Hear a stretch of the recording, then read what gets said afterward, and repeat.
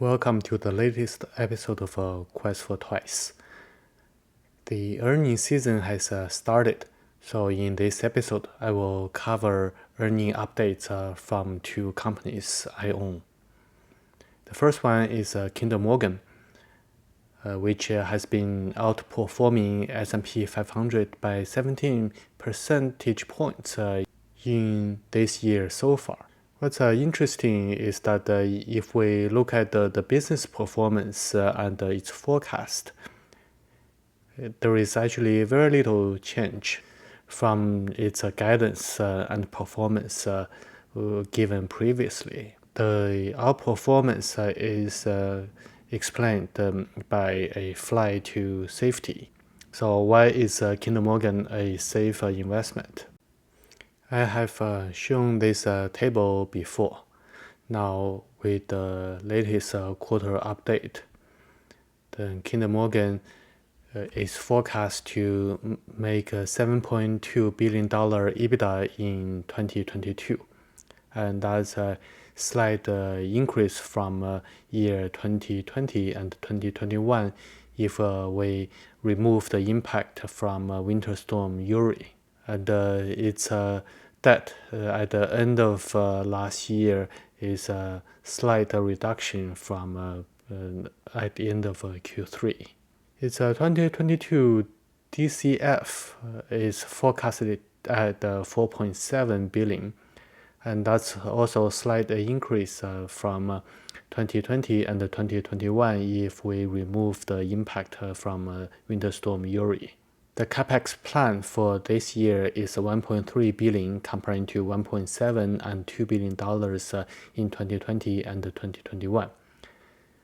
The $2 billion in 2021 includes 1.2 billion to buy Stagecoach gas. Kinder Morgan is going to raise its dividend by about 3% in this year. So going forward, it will pay $2.52 billion in dividend, plus a $1.3 billion capex. So that's less than $4 billion. As I mentioned, the 2022 DCF is about $4.7 billion. So that will leave about $0.7 billion for share buybacks in this year. And that coupled with the 6.3% of dividend yield, that makes it a high yield investment. So given the market in general is rethinking its high valuation level, then cash is king at this point. That's why Kinder Morgan is considered a safe investment. And the market has been investing money into the energy sector, including Kinder Morgan, in this year. ATKR also reported the latest earnings from fiscal Q1 2022. So its Q1 EBITDA is $293 million. It's about the same as fiscal Q4 of last year. And if we look at its two segments, the electrical segment revenue is a little less than Q4, but significantly higher than Q1 of 2021. What's interesting is its EBITDA margin for the electrical segment is continuing to increase and reached almost 44%. That's a truly impressive number. Its mechanical segment also has reduced revenue compared to Q4 last year, but increased by 61% year on year. And also importantly, its EBITDA margin has also recovered nicely after dips in the summer of last year.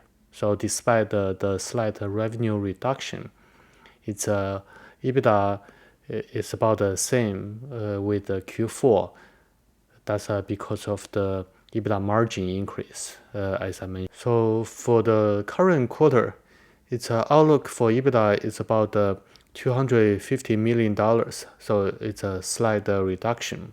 And also, the EBITDA for the second half of this year, it's about $180 million per quarter. And the full year EBITDA will match fiscal 2021. To make sense of all these numbers, it's important to keep in mind that the current high sales and margins are from a very strong demand because the supply cannot keep up with the demand. So the price and the margin have been very high. So the management is forthcoming and stating that the price margin will normalize, but the timing is uncertain. Nevertheless, it is a very strong quarter and with the guidance increase. So if we look at the fiscal 2022 EBITDA outlook at the bottom of this table, we can see that 1 year ago, its guidance for this year's EBITDA is about $400 million. Then that was raised in each subsequent quarter. Now the best estimate for this year will be about $900 million. And if we look at the bar charts on the top right, that's about the same as last year, which was a significant jump from previous years. So the good time will continue for a while. Now let's look at the capital and risks. So the company deployed the capital for about $9 million for CapEx, $36 million for purchasing Sasco tubes and rolls, forming, and 4-Star Industries. The later one is particularly interesting because it expands the product offering by ATKR, because 4-Star Industries is specialized in HDPE conduit, comparing to the PVC and the metal conduit currently offered by ATKR. So I think that's a very good move to bring in new products and leveraging the existing distribution channel. ATKR spent about $180 million to buy back shares in this fiscal year so far. And I think that's a very good use of capital because I think the stock price is undervalued, which I will cover on the next slide. So about the risks. As I mentioned, the US residential market has been much stronger than expected. The record sales and margin is due to additional demand exceeding supply. So a price war may break out if new capacity comes online while the housing market cools. Based on the latest outlook from the company, that will not happen in this year.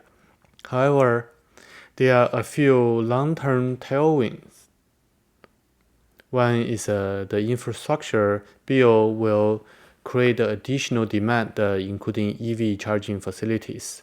And also the non-residential construction will have to keep up with the residential construction happened in the suburb. Besides hospitals, warehouses, and data centers, those are a long-term secular trend that should continue. So ATKR stock price had a significant fluctuation in this year. Now, as of January 31st of 2022, its stock price is back up to about $110 per share. So the EV over EBITDA is still about 8.7 using the $150 million quarterly EBITDA given by the company at the end of Q4 last year. As listed on this slide, there are a few upsides not included in this outlook.